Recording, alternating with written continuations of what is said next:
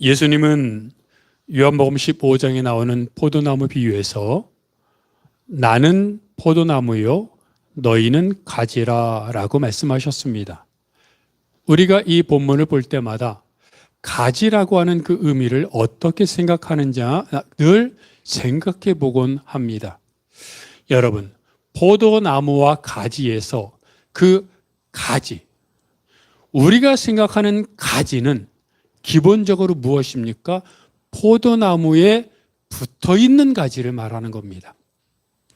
포도나무에서 떨어져 땅에 떨어져 있는, 나뒹굴고 있는 그런 가지를 저것이 포도나무 가지라고 말하지 않습니다. 그냥 나무 막대기고 불쏘시개고 그냥 잘라져 있다라고 표현하지, 저것이 포도나무 가지라고 말하지 않는 것은 적어도 포도나무 비유에서 말하는 가지란 포도나무에 붙어 있다는 것을 가장 기본적인 전제로 깔고 있다는 겁니다. 그런데 예수님은 지금 말씀드린 것처럼 가지라 함은 포도나무에 붙어 있는 것이 기본이고 당연한 것인데, 그럼에도 예수님은 우리들을 향하여 너희는 가지인데 내 안에 거하라, 붙어 있으라 계속해서 포도나무 비유에서 강조하고 또 말씀하신다는 겁니다. 무슨 말입니까? 외형적으로는 분명히 붙어 있는 가지인데 붙어 있지 않은 가지, 예수님 안에 거하지 않는 가지가 있다는 것이고, 그렇게 살아갈 수 있다는 것을 우리들에게 경고, 권면하고 있는 것입니다. 그렇다면 포도나무에 가지가 붙어 있는 그 가지가 정말로 진짜로 붙어 있는지 어떻게 알 수 있습니까? 우리는 모르죠. 그 포도나무와 가지의 속사정을 무슨 현미경이나 뭘로 들여다보지 않는 한 지나가면서 언뜻 볼 때는 모릅니다. 그런데 한 가지, 우리가 포도나무에 가지가 그냥 엉성하게 붙어 있는지 제대로 붙어 있는지를 알 수 있는 방법이 있는데, 그것은 그 가지가 싱싱하고 가지에 열리는 이파리가 파릇파릇하고, 또 하나 그 가지에 열려 있는 포도 열매가, 포도송이가 아주 크고 탐스럽고 보기에 좋으면 이 가지는 포도나무에 제대로 붙어 있구나 하는 것을 알 수 있습니다. 무슨 말입니까?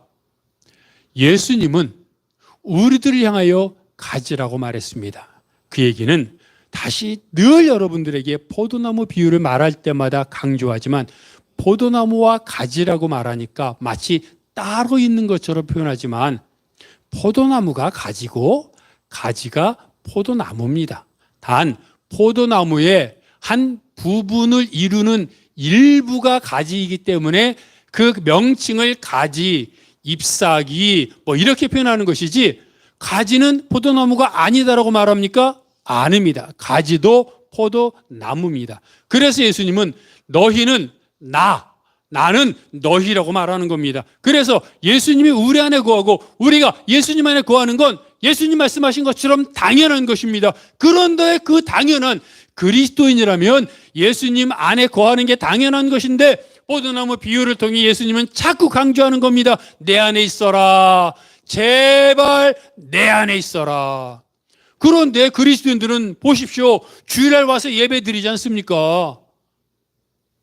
또 봉사할 때 그 자리에 나오지 않습니까? 그러면 붙어 있는 것 아닙니까? 그러면 예수님 안에 있는 것 아닙니까? 라고 우리는 반문할 수 있습니다. 하지만 금방 말씀드린 것처럼 포도나무의 가지가 정말로 붙어 있는지를 알려면 그 가지가 싱싱하고 이파리가 파릇파릇하고 포도 열매가 탐스럽게 잘 주렁주렁 열려야 되는 것처럼, 우리가 정말 주 안에 참된 그리스도인으로 살고 있다는 걸 증명하려면 내가 열매를 맺고 있느냐, 나의 삶이 파릇하느냐, 아니면 잎사귀가 벌레 먹어가지고 죽어가는 풀이 죽어가지고 온갖 고민 가운데 그냥 일도 힘들고 온갖 세상의 근심은 다 짊어지고 투덜거리고 마치 탕자의 비유에 나오는 마다들처럼 일은 하는데 속은 불평과 불만으로 가득 차 있었던 그 마다들처럼 혹시 우리가 그렇게 살고 있는 것은 아닌가 돌아보아야 한다는 겁니다. 그래서 만약에 우리가 마다들처럼 교회는 다닙니다. 예배는 드립니다. 그래서 나도 그냥 교인이다. 나도 성도라고 생각하는데 내 삶에 열매가 없고 내 삶은 늘 질이 멸렬하고 내 안에는 불평이 있고 내 안에는 섭섭함이 있고 내 안에는 판단하고 비판하고 미워하고 이런 것들만 가득하다면 나는 정말 예수 안에 붙어 있는 거하는 진짜 그리스도인인가 돌아보아야 한다는 겁니다. 그래서 예수님이 내 안에 거하라고 계속 강조하시는 것입니다. 그런데 우리가 간구하는 것 하나가 있는데 우리는 자꾸 내가 가지니까 포도나무와 나와의 관계만 생각합니다. 그죠? 내가 가지니까. 그런데 내가 가진데 예수님은 나는 포도나무요 너는 가지라고 말하지 않았습니다. 뭐라고 말씀하셨습니까? 기억나죠? 나는 포도나무요 너는이 아니고 너희는 가지라고 말했습니다. 우리가 다 가지라는 겁니다. 그러고 보면 여러분 잘 보십시오. 포도나무에 가지가 하나만 있는 포도나무 봤습니까? 아니죠. 포도나무가 크고 우람할수록 온갖 가지가 여러 군데 붙어 있고 가지가 또 가지를 내고 그 가지가 또 가지를 내서 풍성하고 정말로 보기에 아주 강하고 우람하고 좋습니다. 그 말은 무엇입니까? 예수님이 포도나무고 나도 가지인데 너도 가지고 우리도 가지라고 하는 겁니다. 그것이 공동체입니다. 그것이 교회이고 그것이 그리스도의 몸입니다. 그래서 고린도전서 12장 12절은 이렇게 말합니다. 읽어볼까요? 고린도전서 12장 12절 시작.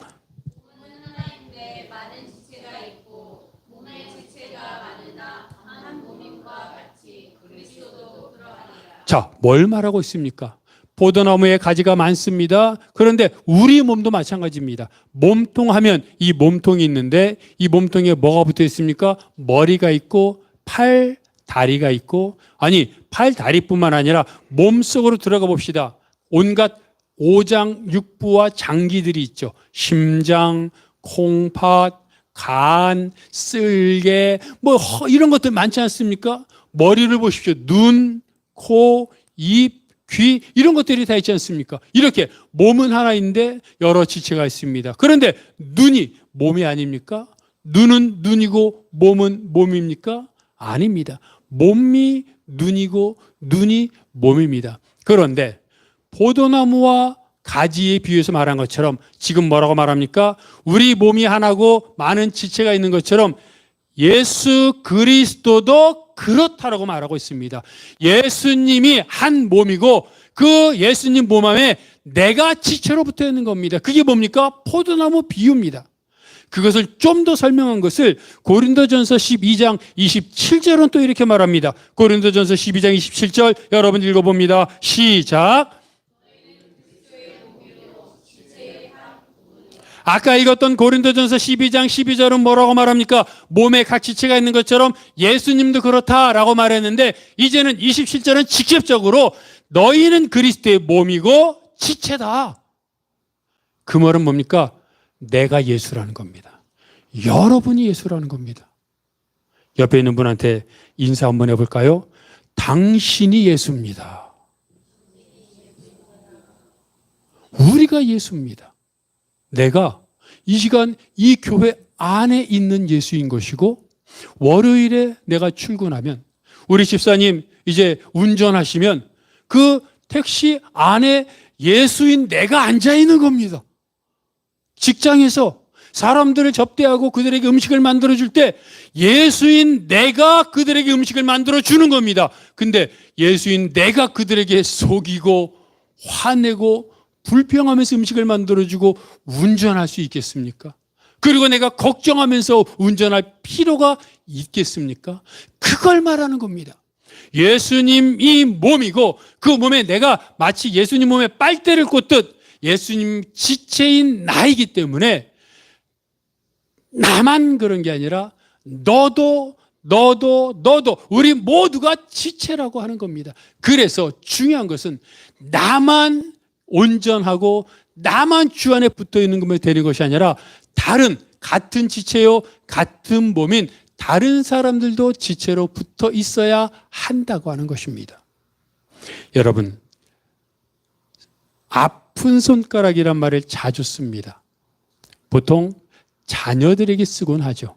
또 내가 사랑하는 누군가가 힘들어할 때 씁니다. 장애를 가진 자녀가 있기도 하고 또는 뭐 잘 살기도 했지만 어떨 때는 힘든 일을 당해서 괴로워하고 그리고 그것 때문에 잠 못 이루는 모습을 보면서 참 내가 어떻게 도와줬으면 좋겠다라는 생각을 하고 있기도 하지 않습니까? 자녀가 더 힘들겠죠?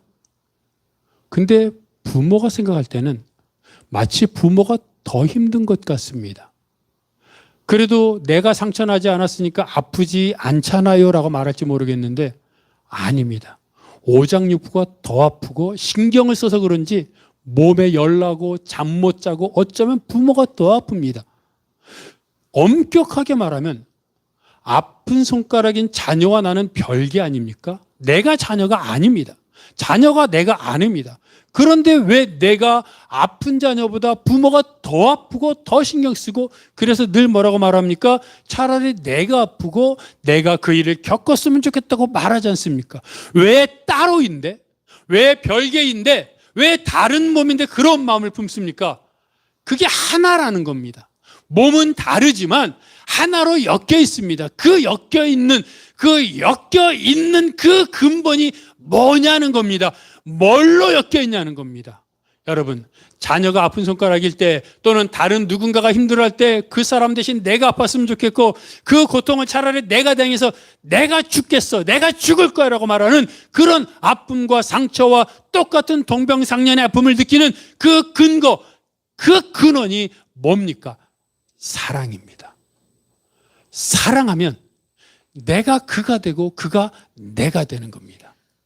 그래서 이것을 금방 말씀드렸던 예수님과 우리와 예수님과의 관계에서 성경 말씀은 이렇게 표현하고 있습니다. 디모데전서 4장 15절과 16절 말씀은 에베소서군요. 에베소서 4장 15절과 16절 말씀은 그 근본이 이것이라고 표현합니다. 읽어봅니다. 시작.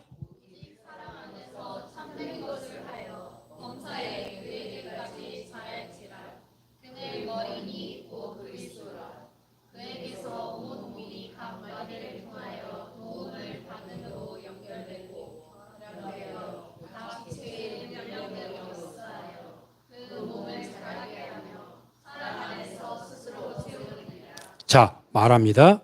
예수님과 우리는 하나입니다. 그리고 나와 너, 우리도 하나입니다. 그러니까 예수님, 나, 너, 우리가 다 하나입니다. 예수님과 나만 하나가 아닙니다. 예수님과 당신도 하나고 예수님과 그 사람도 하나입니다. 즉 예수님과 우리 모두가 하나이고 그것이 교회이고 그것이 지체이고 그것이 한 몸입니다. 그래서 우리가 생각해 보십시오. 예수님은 하나님의 아들이고 완전하십니다. 그런데 그 완전하신 예수님과 내가 하나인데 내가 부족하면 어떻게 되겠습니까? 내가 예수를 닮아가야 되는 겁니다. 그것을 에베소서 4장 5절은 그리스도에게까지 자란다라고 말하고 있는데 자라는 근거가 무엇입니까? 사랑 안에서 참된 것을 하여. 또 6절은 뭐라고 말합니까? 사랑 안에서 스스로 세우느니라. 내가 서로 사랑할 때 내가 바르게 세워지고 그것이 한 몸이 된다고 하는 것입니다. 한 몸과 지체의 관계가 그렇습니다. 사실 눈과 몸 따로 떨어져 있죠. 또 발가락과 몸 떨어져 있죠. 여러분, 관절과 몸이 붙어 있습니까? 엄격하게 말하면 몸, 다리 중간에 있는 거니까 관절, 다리 관절, 무릎 관절 떨어져 있죠. 그런데 무릎 관절이 아프면 무릎 관절만 아프면 되죠. 다른 기능, 다른 장기, 다른 몸은 이상이 없으니까 눈은 또는 귀는, 머리는 나는 무릎이 아픈 거지 나는 상관없어. 그리고 막 랄라룰라 하면서 돌아다닙니까? 아니죠. 무릎이 아프면 무릎에 있는 그 아픔과 상처와 증세가 온몸의 마디를 통하여 연결되어 머리까지 연결되고 신경을 통해서 온몸에 아픈 겁니다. 무릎만 아픈 게 아니라 온몸이 상처납니다. 입이 아프고 눈이 아프고 또 새끼 발가락이 아프다고 생각해 보십시오. 발 중에 발가락, 그 발가락 중에 가장 끝에 있는 것이 새끼 발가락 아닙니까? 몸에서 어쩌면 가장 끝에 있는, 어쩌면 별 볼 일 없는 것으로 생각할 수도 있습니다. 그런데 그 새끼 발가락에 삐었거나 다쳐가지고 골마 보십시오. 새끼 발가락이 골무면 걷지 못하는 건 당연한 것이고 아마도 열이 나서 끙끙 앓고 밤잠을 못 자고 어쩌면 응급실로 실려가야 될지도 모릅니다. 뭘 말하는 겁니까? 몸에 붙어있는 지체 중에 중요하지 않은 것은 하나도 없고 연결되지 않은 것은 하나도 없다는 것을 말하고 있는 겁니다. 즉, 나와 예수님과만 관계가 바로 세워지는 것이 아니라 나와 다른 사람과의 관계가 바로 세워져야 그것이 교회를 온전히 이루고 단순히 교회를 온전히 이루는 것이 아니라 그것이 나를 세우는 것이라는 겁니다. 우리는 나만 주님 앞에 바로 세워지면 된다고 생각합니다. 그런데 아닙니다. 나와 다른 성도, 나와 이웃, 나와 가족, 나와 친구와의 관계가 바로 세워져야 그것이 내가 세워지는 것입니다. 그런데 여러분 잘 생각해 보십시오. 나만 바로 세워지면 예수님과의 관계가 회복되고 온전하다고 생각할 수 있는데 다른 사람과의 관계가 어그러졌는데 내가 바로 세워진다는 게 가능합니까? 새끼발가락이 아픈데 내 몸이 온전한 게 가능합니까? 눈이 아파가지고 지금 눈을 못 뜨겠고 막 쑤시고 그래가지고 앞이 하나도 안 보이는데 내 몸이 온전한 게 가능합니까? 아니라는 겁니다. 몸은 몸이니까 그렇다고 치고 다른 사람은 뭐 나랑 별로 상관없어 또 괜찮아 라고 생각할지 모르겠는데 그게 아니라고 말합니다. 성경은 진리입니다. 성경은 우리 교회가 한 몸이고 성도가 한 몸이고 그리스도 안에서 우리가 다 연결되어 있기 때문에 그 연결된 누군가가 아프고 힘들 때 그 누군가의 관계가 어그러질 때 그것이 바로 내가 어그러지는 것이고 내가 상처나는 것이고 내가 온전하지 못한 것이라고 말합니다. 그래서 내가 주님 앞에 바로 서는 것은 다른 사람과의 관계가 바로 서지 않으면 하나님과의 관계가 바로 서질 수 없다고 말하고 있습니다. 그래서 성경은 교회가 온전해야 된다고 말하고 있고 다른 사람을 돌보라고 말합니다. 그렇게 본다면 예수님이 하나님 사랑, 이웃 사랑을 얘기할 때 이웃 사랑을 뭐라고 표현했습니까? 너의 몸처럼 이웃을 사랑하라고 하셨죠. 내가 나를 사랑하는 것처럼 내 이웃을 내 몸처럼, 너의 이웃을 너 몸처럼 사랑하라고 하셨죠. 근데 결국 무슨 말입니까? 이웃이 너라는 겁니다. 왜요? 하나로 연결되어 있잖아요.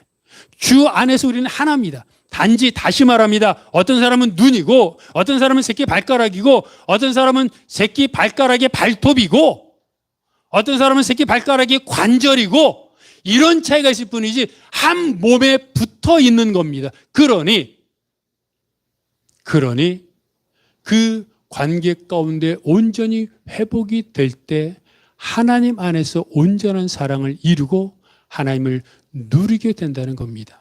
그래서 금방 말씀드렸던 에베소서 4장 15절과 16절에서 말하고 있는 것처럼 보십시오. 포도나무에서 그러면 나뭇가지가 제대로 붙어 있으면 열매를 먹고 그러는데 포도나무에 가지가 제대로 붙어 있으려면 뭘 공급받아야 됩니까? 영양분과 물을 공급받아야 되고 그것을 통해서 광합성 작용을 하게 됩니다. 그걸 성도들의 말로 표현한다면 예수님 안에 붙어있는 내가 예수님으로부터 무엇을 공급받아야 됩니까? 말씀과 기도가 공급돼야 됩니다. 그래서 계속해서 말씀을 묵상하십시오. 하나님 앞에 나아가 기도하십시오라고 이야기하는 게 그겁니다. 사도행전 26장 예수님이 바울에게 나타난 것을 종과 증인으로 삼기 위해서라고 몇 번을 말씀드렸습니다. 종과 증인으로 살아가기 위해 우리도 종으로 증인으로, 종으로 그러니까 되게 어감이 이상하지만 종 아닙니까? 증인 아닙니까? 우리는 뭐라고 표현합니까? 동역자, 사역자 이렇게 표현합니다. 그런데 예수님과 동업한다면, 예수님과 동역한다면, 예수님과 함께 사역한다면 예수님을 만나야 되지 않습니까? 예수님 얼굴 봐야 되지 않습니까? 아니, 연락을 해야 서로 마음이 맞아야 동업을 하지요. 예수님과 마음을 맞아야 예수님 뜻이 무엇인지 알아야 내가 동업을 하고 예수님의 종으로, 예수님의 증인으로 살아가야죠. 어떻게 우리가 예수님의 말씀을 알 수 있습니까? 예수님의 마음을 알 수 있습니까? 그것이 성경에 다 기록되어 있지 않습니까? 너가 나를 사랑하느냐? 너가 나를 사랑하면 나의 계명을 지킬 것이다. 내가 예수님 사랑합니까? 그럼 예수님의 계명을 지켜야 됩니다. 근데 계명이 어디 수 있습니까? 성경에 써 있잖아요. 그러니 우리가 예수님을 사랑한다면 성경을 보게 되는 겁니다. 시편 1편에 뭐라고 말합니까? 복 있는 사람은 여호와의 율법을 즐거워하여 밤낮으로 묵상한다고 말합니다.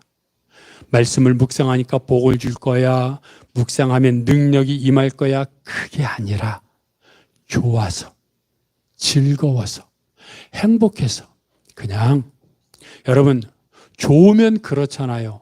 자녀가 좋으면 자녀를 위해 뭔들 못합니까? 또 이성이 좋으면 남성이 여성을, 여성이 남성을 좋아하면 뭐가 못합니까? 뭘 못하겠습니까? 좋으니까 만나고, 좋으니까 연락하고, 좋으니까 결혼하고, 좋으니까 해주는 것 아닙니까?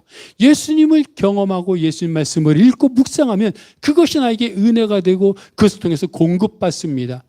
우리가 다 경험하는 것 아닙니까? 하나님 앞에 나아갔더니 은혜를 경험하고, 은혜를 경험하면 사랑을 깨닫게 됩니다. 그래서 말씀과 기도를 통해 하나님 앞에 나아가야 되고 예수님 앞에 나아가야 됩니다. 그런데 여러분, 말씀과 기도를 통해 예수님 앞에 나아갈 때 내 마음에 충만해지는 게 뭡니까? 아까 에베소서 4장에서 말했던 것처럼 사랑입니다. 내 이웃을 어떻게 내 몸처럼 사랑합니까, 여러분? 죽었다가 깨어나도 안 됩니다. 50만 원 줄 수 있어요. 돈 많은 사람, 눈 딱 감고 500만 원 줄 수 있어요. 로또 당첨됐는데 기분이다 1억 줄 수 있어요. 그게 내 몸처럼 사랑하는 겁니까? 아니에요. 내 몸처럼 사랑하는 건 나를 사랑하는 것이기 때문에 나를 주는 거예요. 근데 이 세상의 가치관과 삶으로는 나를 줄 수 없어요. 그것은 오직 하나님의 말씀과 기도를 통해 은혜를 경험할 때 내가 죄인이고 내가 종이고 내가 받은 은혜가 너무 크기 때문에 내가 가진 것, 삭개오가 그랬던 것처럼 내가 가진 재산 다 줘도 아깝지 않은 마음을 느끼는 게 은혜예요. 그게 사랑이에요. 바울이 자기에게 커다란 소원이 하나 있는데 그것은 유대인들이 구원받는 거라고 말합니다. 근데 유대인들이 구원받는 것에 대한 자기의 간절함이 얼마나 큰지를 바울은 이렇게 표현하는데 로마서 9장 1절과 3절은 이렇게 말합니다. 로마서 9장 1절과 3절 읽어볼까요? 시작.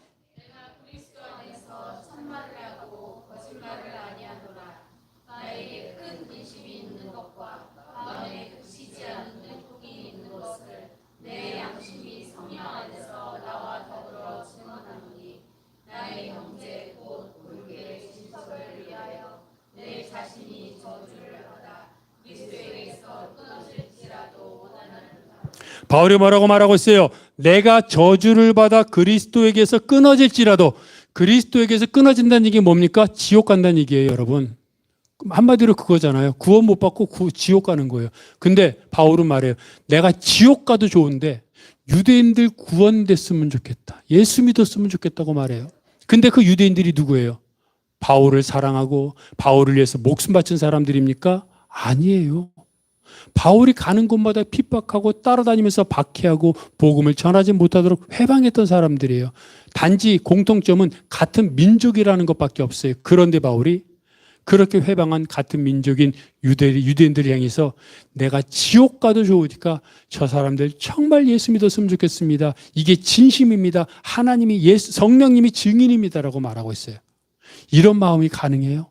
이게 바로 내 몸처럼 사랑하는 거예요.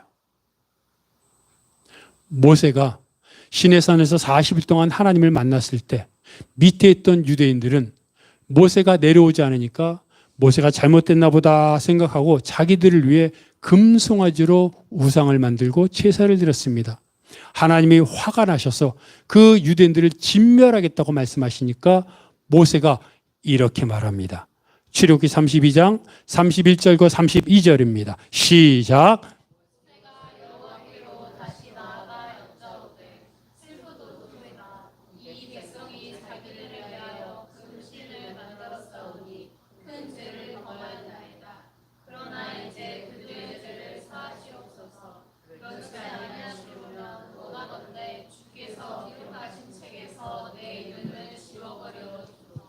아니, 기록하신 책에서 지운다는 얘기 뭐예요? 지옥 간다는 얘기예요. 바울도 그렇고 모세도 그렇고 나 지옥 가도 좋은데 모세는 말합니다. 우리 이스라엘 백성 용서해 주세요. 근데 하나님이 그 전에 뭐라 그랬는지 알아요? 모세한테 저들을 내가 금송아지 만든 저들을 다 진멸할 것이다. 그리고 모세 너의 자손들을 통해 다시 민족을 만들겠다 그랬어요. 그러면 얼씨구나 좋다 그래야죠. 유대인들이 어땠어요? 출애굽하고 나서 계속 말 안 들었잖아요. 불순종하고 불평하고 대들고 하나님한테 대들고 모세한테 대들었잖아요. 근데 그들을 진멸한대요. 그리고 모세의 자손을 통해 민족을 다시 만든대요. 얼마나 영광이에요. 모세가 해달라는 거 아니에요. 하나님이 그렇게 하신다 그랬어요. 그런데 모세가 말합니다. 하나님 나 지옥 가도 좋으니 유대인들 용서해 주십시오. 이게 뭐예요? 은혜요? 사랑이에요. 그렇게 할 수 있어요 우리가? 아닙니다. 하나님의 은혜와 사랑을 경험한 자만이 이렇게 할 수 있는 거예요. 지난주에 제가 선한목자교회 유교성 목사님의 사모님인 박리브가 사모님의 간증을 이야기했습니다. 근데 그 간증을 들으면 제가 사실은 은혜 받은 부분들이 또 있었습니다. 선한목자교회에 부임할 때 선한목자교회가 참 힘들었다고 합니다. 분열되고 다투고 막 그랬던 교회였는데 거기 부임하고 나서 목자, 리더들 수련회를 했는데 목사님이 리더들에게 교회는 그리스도의 몸입니다. 그러니 이제 당장은 하나가 될 수 없어도 적어도 우리 지도자들만큼은 하나가 되어야 됩니다라고 선포하고 수련회를 이끌었습니다. 근데 그 자리에 있던 이 박리브가 사모가 속으로 울었답니다. 하나님, 한 몸이요? 안 돼요. 안 돼요. 가족도 안 돼요. 가족들은 사랑할 수밖에 없는 존재이고 또 징글징글해도 내쫓지 않잖아요. 그런데 사람들 보니까요. 같이 밥 먹고 좋을 때는 사이가 좋은데 한 사람이 잘못하면 그냥 내쫓더라고요. 징글징글하면 버리고 상종도 안 하더라고요. 그런 마음을 품고 마음속에서 울었습니다. 가족도 안 되는데 친한 사람들끼리는 잘 지내지만 마음에 안 들면 냉대하고 무시하고 그것이 사람들인데 어떻게 한 몸입니까? 라고 울고 속으로 울면서 기도했어요. 그러면서 이렇게 결론을 내렸답니다. 하나님, 그래도 하나님 말씀이 진리니 내가 하나님 말씀을 붙잡겠습니다. 그런데 어떻게 해야 한 몸이 되는지는 제가 모르겠습니다. 하나님이 이끌어 주십시오. 그리고 선한목자교회에 은퇴할 때까지 기간이 한 몸이 되는 기간이었다고 간증을 했습니다. 선한목자교회가 크니까 부교육자들이 많지 않습니까?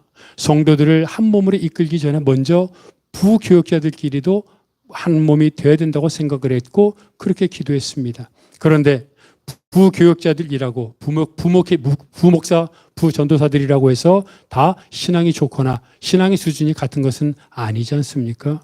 어떤 사모는 결혼하자마자 목회자가 돼가지고 신혼인데 남편이 청년부 사역을 맡았어요. 그래서 밤 11시, 12시에 들어오니까 신혼인데 결혼하자마자 또 신학의 길을 들어서 가지고 신혼인데 신학을 갑자기 해가지고 또 밤 11시, 12시에 청년부 맡아가지고 늦게 들어오니까 너무 힘들었나 봅니다. 어느 날 그 청년부 담당 사모한테서 사모님한테 전화가 왔답니다. 사모님, 여기 법원 앞이에요. 지금 당장 남편을 청년부에서 다른 부서로 바꿔주지 않으면 저 이혼할 거예요. 이런 전화도 받았답니다. 어떤 부교역자는 사역자가 되기 전에 너무 빚이 많아가지고 제가 밖에 나가서 돈을 벌어서 빚을 다 갚고 나서 다시 사역하겠습니다라고 통보를 하더랍니다. 그때 그 통보한 사모와 사역자와 사모를 만나서 그렇게 밖에 나가서 돈 벌고 다 갖고 나서 와서 사역을 하면 하나님이 도우셨다고 간증하고 설교할 수 있겠느냐. 하나님이 이끌어 주셨으니 사역의 길로 인도하셨으니 하나님이 다 준비하셨을 것으로 믿고 기도하며 힘들더라도 나아가자. 이렇게 하나하나 설득하고 눈물로 호소했답니다.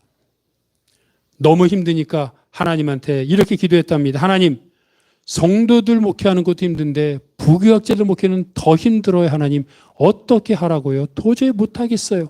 매일 눈물로 지새웠던 적이 한두 번이 아니었다고 합니다. 사택이 연립주택 4층짜리였는데 4층에는 담임 목사가 살고 나머지는 부교역자들이 살았습니다. 연립주택이니까 다 들리죠. 새벽 1시, 2시 되면 부교역자 부부가 싸우는 소리가 들립니다.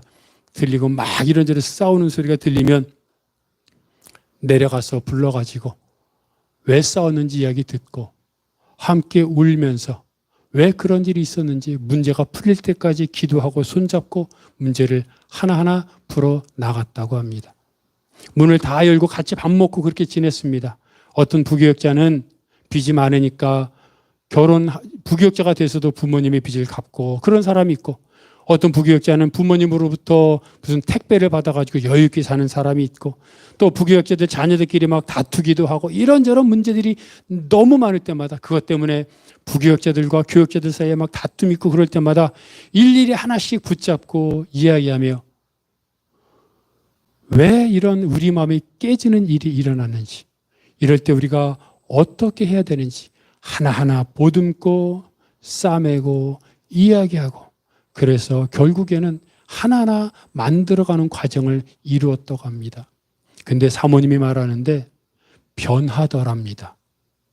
그렇게 하나가 되지 못하고 정말 차이가 많았던 부교역자들이 하나가 되어서 이제는 연립주택 4층에 다 살지 못해서 밖에 사는 부교역자들도 있는데 오히려 밖에 사는 부교역자들이 연립주택 안으로 들어와 담임 목사님하고 같이 살고 싶어서 어떻게든 들어오려고 하고 그리고 힘든 일이 있으면 서로 얘기 나누고 사모님이 아파서 누워있으면 부교역자 사모들이 와서 문에다가 죽을 써가지고 걸어놓고 거기다가 이렇게 써놓는답니다. 엄마 빨리 나으세요. 사모님이 아니라 엄마였던 겁니다. 부교역자들이 이제 시간이 지나 담임 목사로 나가고 그래서 그 이후로도 많은 시간들 또 많은 이야기들을 나눴는데 어느 날 담임 목사로 나갔던 그 부교역자의 사모가 자기 핸드폰을 보여주는데 담임 목사 박리부가 사모를 엄마라고 써놨다는 겁니다. 담임 목사 사모가 아니라 엄마로서 살아왔던 그 삶의 모습. 그렇게 되기까지 얼마나 아프고 힘들고 눈물 겪고 살아왔겠습니까? 부교역자뿐만 아니라 마음을 아프게 하는 성도들도 많이 있었다고 합니다. 그 성도들이 힘들게 할 때는 정말로 용서할 수 없고 힘들어서 며칠 동안 끙끙 앓아 눕기도 하고 그래도 결국 기도의 자리로 하나님 앞에 갖고 나아가면 하나님은 늘 그렇게 하신 것이 그 성도와 사모님과의 관계가 아니라 그 다툼은 사모님과 하나님과의 관계라고 늘 말씀하셨고 그래서 그 아프게 하는 성도들 용서하는 수준을 넘어 사랑할 수 있겠냐고 늘 물어보더랍니다. 하나님이 그런 분이었습니다. 그래서 사모님은 이렇게 말합니다. 그 사모님이 가장 사랑하는 남편 유기성 목사님을 저울에 왼쪽에 올려놓고 자기를 힘들게 해서 눈물 짓게 하는 그 성도를 오른쪽 저울에 올려놓고 내가 그들을 똑같이 사랑할 수 있도록 내가 그렇게 되기를 원한다고 눈물을 흘리며 기도했다고 합니다. 그래서 그 아프게 했던 성도들이 선한목자교회를 은퇴하기 얼마 전에 찾아와 사모님 죄송하다고 말하는 그런 일들이 있었고, 사모님은 말합니다. 그분들 때문에 제가 가짜가 아닐 수 있었습니다라고 말합니다. 성도들로부터 많이 사랑을 받았는데 좋아하는 사람만 있었으면 진짜인 줄 알고 우쭐하고 교만했을 텐데 그런 분들이 나를 낮췄고 겸손하게 했고 용서하게 만들었고 사랑하게 만들어서 내가 가짜가 아닌 진짜로 살아가게 만드는 그 훈련의 도구가 그분들이었기에 그분들을 용서하는 수준을 넘어 사랑할 수 있었다고 고백합니다. 그 박리부가 사모가 암에 걸려서 많이 힘들었을 때가 있었는데 어떤 나이 드신 권사님은 이렇게 기도했답니다. 하나님, 나는 살 만큼 살았으니 나를 데려가시고 사모님을 살려주세요. 또 한 권사님은 이렇게 기도했답니다. 하나님, 나는 자녀들 웬만큼 이제 키워서 다 자랐으니 근데 사모님은 아직 자녀들이 어리니 나를 데려가시고 사모님을 살려주세요. 몇 년 전에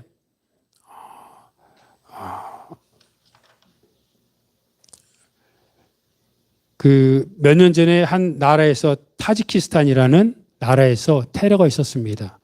타지키스탄이라는 곳에서 나라에서 테러가 있어서 성도들이 폭탄 테러에 많이 희생을 당했습니다. 그런데 그곳에서 유기성 목사님을 불러서 모셔서 한번 위로 집회를 하고 싶다는 연락이 와서 유기성 목사님이 그곳에 가게 되었습니다. 겨울에 폭탄 테러로 인해 유리창도 다 깨지고 추운 그곳에 일주일 동안 가서 말씀을 전하고 왔는데 한 장로님이 같이 갔습니다. 근데 그 장로님이 그곳에 같이 가서 추운 겨울날 자기 담요를 목사님을 덮어주고 그렇게 목사님과 함께 어려운 시간을 보내고 돌아왔습니다. 근데 그 장로님이 그렇게 얘기를 하더랍니다. 갔다 와서 얘기를 하는데 사모님, 사실은 제 아내인 권사가 저보고 목사님을 따라가라고 했습니다. 이렇게 위급한 위험한 시간에 목사님이 위험할 수 있으니 혹시 목사님이 위험해지면 당신이 대신 죽어라. 그리고 보냈다는 겁니다. 그래서 목사님을 따라갔다고 하는 이야기를 들었습니다. 그 간증을 들으면서 은혜를 받았는데 근데 사실 이런 것들이 그냥 되었을까요? 그 사모님이 얘기하는 것처럼 하나님 앞에 나가 기도하면서 성도들로 인해 상처받은 마음, 부교역자들로 인해 상처받은 마음, 그것들을 다 끌어안고 하나님 앞에 나아가 눈물로 기도하며 하나님 앞에 나아갔던 그 시간들, 그게 무엇입니까? 말씀과 기도의 시간이 없었으면 그 시간들을 견디지 못했을 겁니다. 또 말씀과 기도를 통해 그들을 사랑하는 마음이 생기지 않았다면 극복하지 못했을 겁니다. 그런데 여러분 생각해 보십시오. 그 자기를 힘들게 하고 어렵게 하는 부교역자들 또는 성도들과의 관계가 깨진 상태에서 그 사모님이 하나님과의 관계가 회복될 수 있었겠습니까? 다른 공동체, 성도들과 부교역자들과의 관계가 온전히 회복되는 게 사모님의 영성과 신앙이 회복되는 것이었습니다.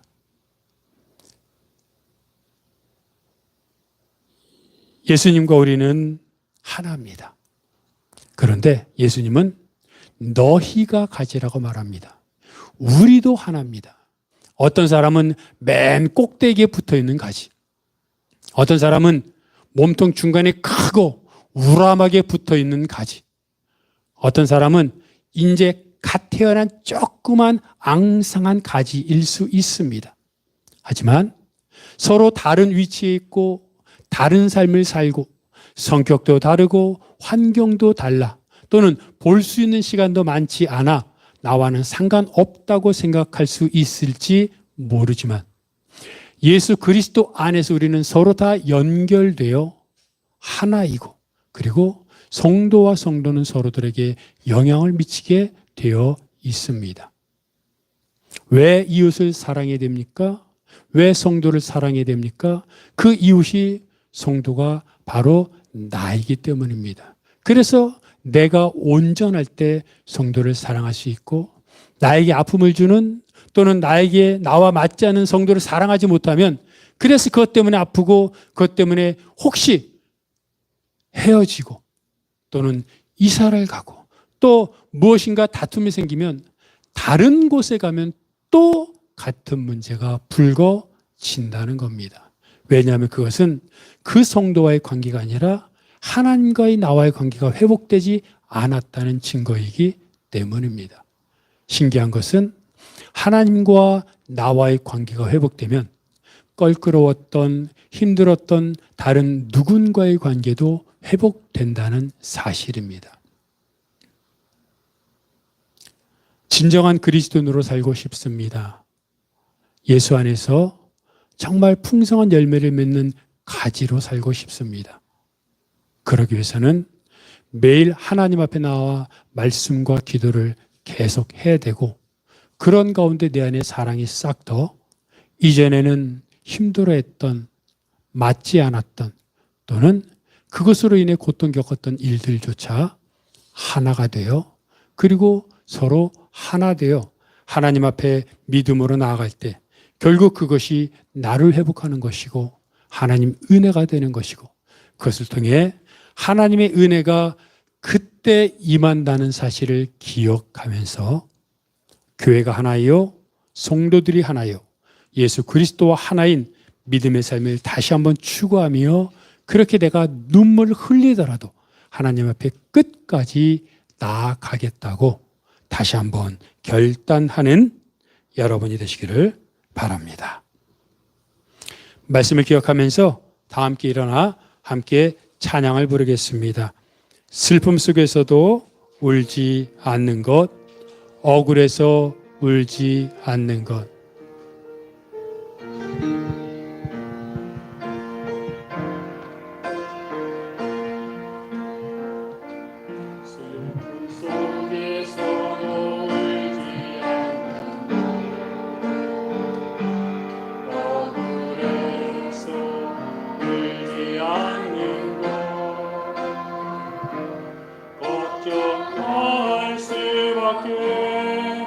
없는 상황 속에도 걱정하지 않는 것 사랑할 수 없는 사람조차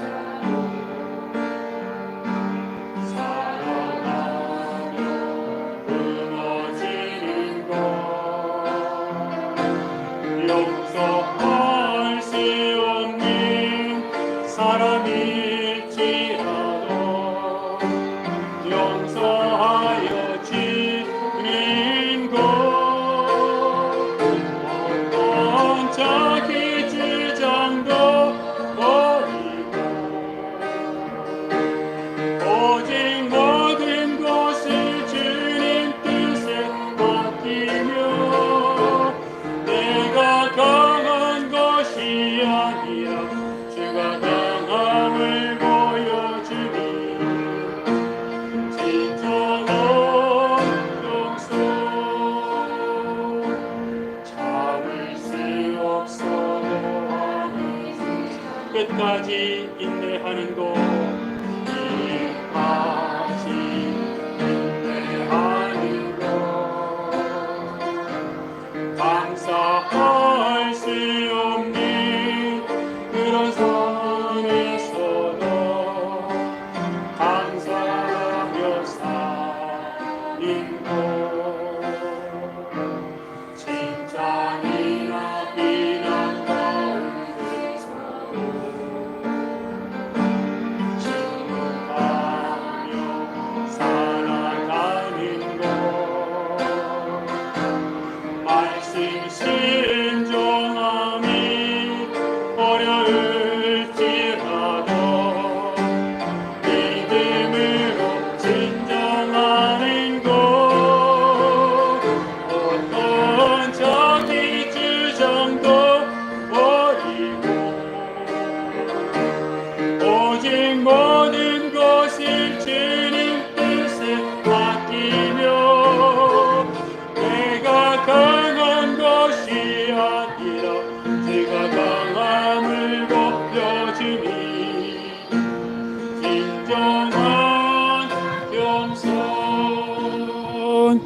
그렇습니다.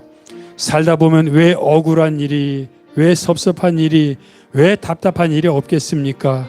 다 나 같지 않아, 다 내 마음 같지 않아, 그런 생각들 하지요. 근데 상대방도 그런 말 합니다. 상대편도 그렇게 생각합니다. 다 어느 관점에서 보느냐의 문제입니다. 예수님은 교회가 한 몸이요, 우리가 한 몸이요, 우리가 같은 지체라고 말합니다. 다른 사람과의 관계가, 교회가, 예수 그리스도의 관계가 회복되지 않으면 내가 회복되지 않은 겁니다. 내 신앙과 다른 사람과의 관계가 별개가 아닙니다. 모두가 하나입니다. 정말로 사랑하며 섬기며 이해하며 그렇게 살기를 원합니다. 우리 모두가 주님 앞에 겸손함으로 사랑하며 섬기며 살겠다고 하나님 은혜를 주시고 사랑하게 해달라고 말씀과 기도로 하나님 앞에 나아가게 해달라고 함께 통성으로 기도하겠습니다. 하나님 아버지, 저희를 사랑하심을 감사합니다. 매일 매 순간 우리들을 향한 하나님의 마음을 깨닫게 도와주시고, 아버지 하나님, 하나님의 은혜와 사랑이 내 안에 가득 임하여 하나님 말씀을 근거로 이 땅에서 사랑하며 섬기며 베풀고 나누며 살아갈 수 있도록 도와주시옵소서. 용서하게 하시고 베풀게 하시고 섬기게 하시고 손 내밀게 하시고, 그리하여 하나님 앞에서 아버지 하나님 말씀과 기도를 통하여 내 안에 하나님의 마음이 가득 임하고, 그로 인해 내가 사랑하지 않고는, 용서하지 않고는, 섬기지 않고는 견딜 수 없는 하나님의 은혜, 하나님의 사랑으로 가득 채워 주시옵소서. 하나님, 내가 가지가 아니라 우리가 가지라고 말씀하셔서 감사합니다. 하나님, 우리가 가지이니, 우리는 한 몸이니, 다른 사람을 섬기는 게 다른 사람을 섬기는 게 아니라 나를 섬기는 것이고, 다른 사람을 용서하는 게 그를 용서하는 것이 아니라 내가 회복되는 것임을 깨닫고 주 안에 나아가 정말 사랑하며 섬기며 용서하며 손 잡아주며 베풀고 나누는 믿음의 삶을 살아가는 성도들 되게 하여 주옵소서. 이 모든 것 예수 그리스도의 이름으로 기도하오며, 이제는 우리 주 예수 그리스도의 은혜와 아버지 하나님의 사랑하심과 성령님의 교통하심이 우리가 하나요 가지요 포도나무인 것을 기억하여 정말 이웃을 사랑하는 것이 나를 사랑하는 것임을 깨닫고 사랑하며 섬기며 살겠다고 다짐하는 모든 성도들 머리 위에, 그들의 가정과 사역과 기도 제목 위에, 이 교회 이민족 온 세계 복음화 위에 영원토록 함께 하옵시기를 간절히 축원하옵나이다. 아멘.